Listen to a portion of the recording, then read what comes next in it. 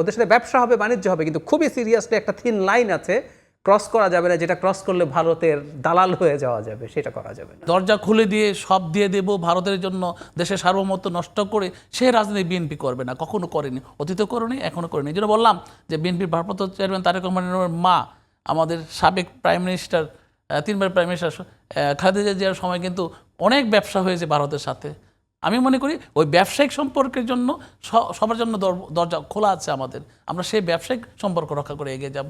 আসলে কি বিএনপি যদি একটু তার ক্যারেক্টার চেঞ্জ করে একটু সেন্টারের দিকে আসে, অর্থাৎ ভারতের সঙ্গে তাদের সুসম্পর্ক বাড়ানোর চেষ্টা করে, তাতে কি আপনারা কি মনে করছেন যে এতে করে আপনাদের রাজনীতিতে ভালো কিছু যোগ করবে কিনা? আমি একটা কথা বলি, বিএনপির সাথে ভারতের সম্পর্ক ব্যবসায়িক সম্পর্ক। যখন দেশনেত্রী বেগম খালেদা জিয়া যখন ক্ষমতায় ছিলেন তখন কিন্তু যে ব্যবসা হয়েছে ভারতের সাথে, শেখ হাসিনার ক্ষমতা থাকলেন সবাই কিন্তু সেই ব্যবসাও হয়নি। কারণ আমাদের সম্পর্ক B2B, বিজনেস টু বিজনেস হবে, এবং আমরা এটাকে বিশ্বাস করি। এবং দেশনেত্রী বেগম খালেদাও বলছেন, তারেক রহমান সাহেবও বলছেন কি যে বিদেশে আমাদের কোনো প্রভু নাই, আমাদের বন্ধু আছে।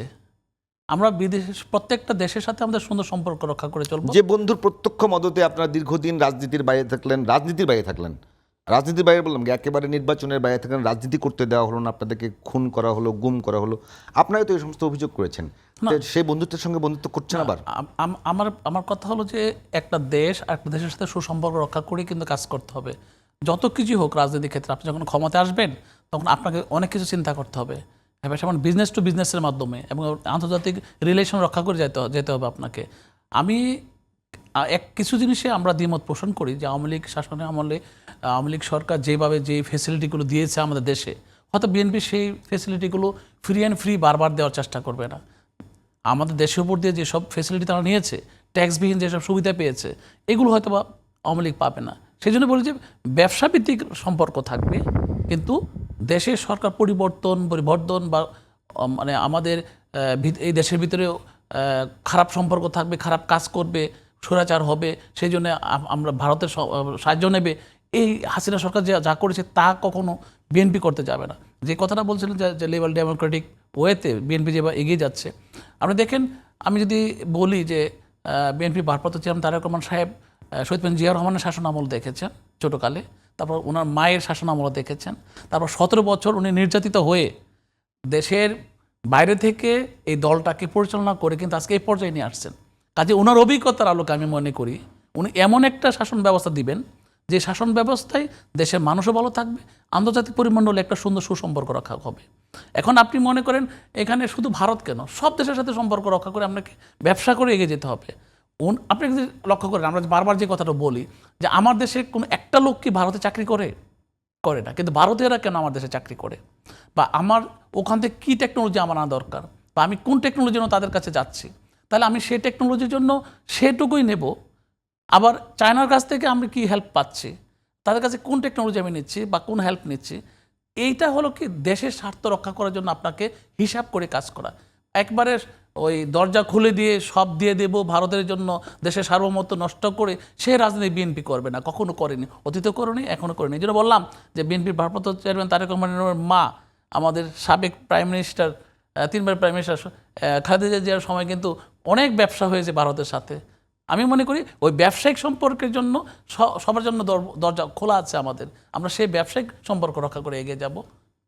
ডক্টর জাহিদুর রহমান, ইঞ্জিনিয়ার আশরাফুদ্দিন বকুল বলছিলেন যে তারা শুধুমাত্র ব্যবসায়িক সম্পর্ক এবং নর্মাল সম্পর্ক, সেটা কি বিএনপির সঙ্গে ইন্ডিয়ার হওয়া সম্ভব?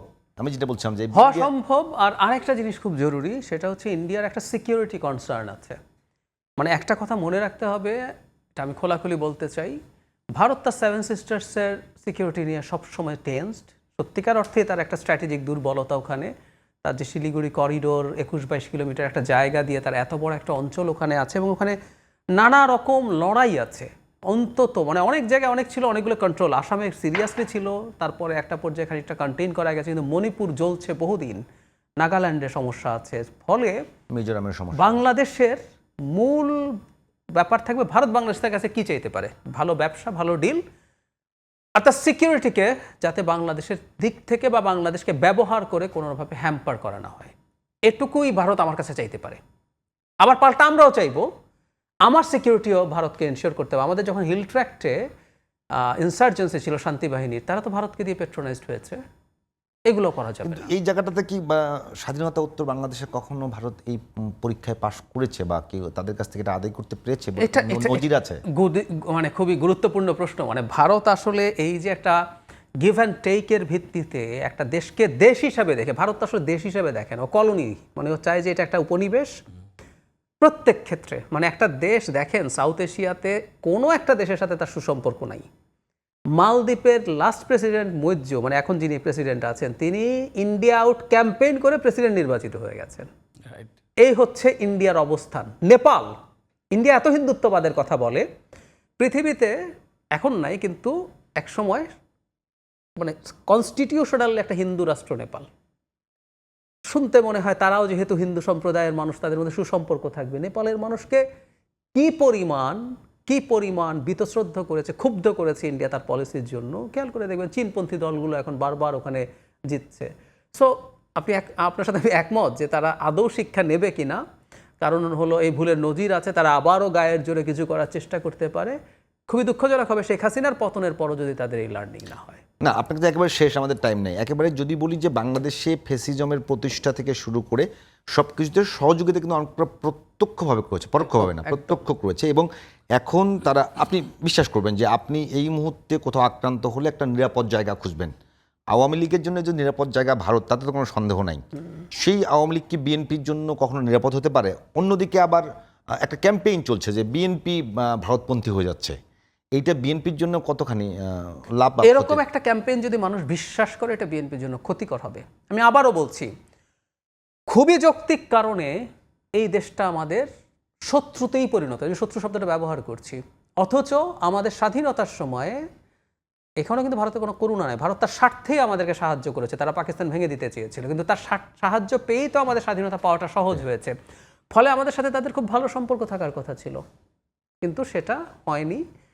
এখন মানুষ যেহেতু ক্ষুব্ধ, যদি এই ট্যাগ বিএনপির গায়ে লেগে যায়, এই একটাই যথেষ্ট বিএনপিকে মারাত্মক রকম অজনপ্রিয় করে তোলার জন্য।